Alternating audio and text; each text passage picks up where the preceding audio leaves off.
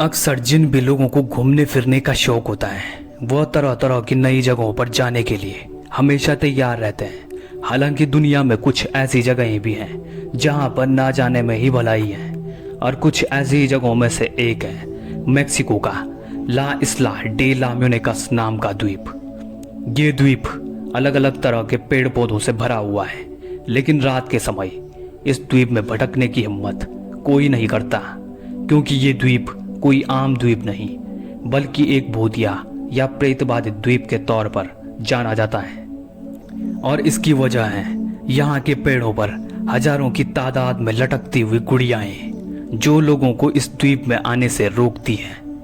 इस द्वीप पर इतनी सारी गुड़िया कहाँ से आई और पेड़ों पर किसने लटका दी, इन सब सवालों का जवाब जानने के लिए हमें इस हॉन्टेड द्वीप के इतिहास में जाना पड़ेगा।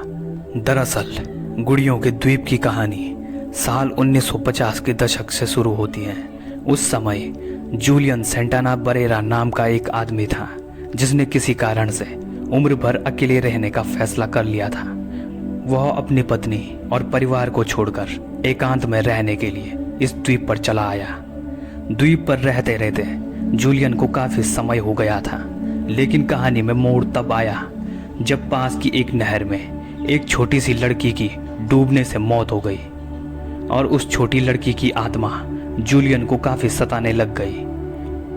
उसने दावा किया कि कई बार रात के समय उस मरी हुई लड़की की दर्द भरी चीखें और उसके कदमों की आवाज उसे सुनाई देती थी। कुछ लोगों का मानना था कि जो लड़की नहर में डूब जाने से मर गई थी, बाद में जूलियन को उसकी डेड बॉडी मिल गई थी, लेकिन तब तक काफी देर हो चुकी थी और उसे हमेशा इस बात का दुख रहता था कि वो उस छोटी लड़की को नहीं बचा पाया। बाद में जूलियन ने लड़की की आत्मा को खुश करने के लिए कुछ करने का फैसला किया। लड़की का शव मिलने के कुछ समय बाद ही जूलियन ने नहर में एक गुड़िया को तैरते हुए देखा। गुड़िया शायद उसी लड़की की थी, जिससे जूलियन ने इसे लड़की की आत्मा का संकेत मान लिया।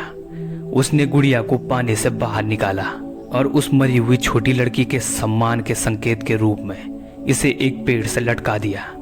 जूलियन केवल यही नहीं रुका, उसने अपने द्वीप के लिए बहुत सारी गुड़ियाओं को इकट्ठा करना शुरू किया।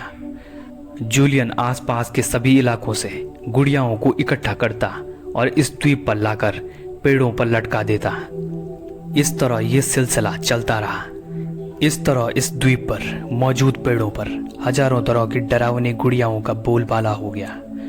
कुछ लोगों का मानना है कि इन सभी गुड़ियाओं में उसी छोटी लड़की की आत्मा का वास है जो नहर में डूबने से मर गई थी, और ये गुड़ियाएं रात के समय में जिंदा हो जाती हैं। अगले 50 सालों तक जूलियन ने गुड़ियाओं का ये जंगल बनाना जारी रखा। हालांकि साल 2001 में किसी संयोग की वजह से जूलियन की मौत भी नहर के उसी हिस्से में डूबने से हो गई जिस हिस्से में उस छोटी लड़की की मौत डूबने से हो गई थी।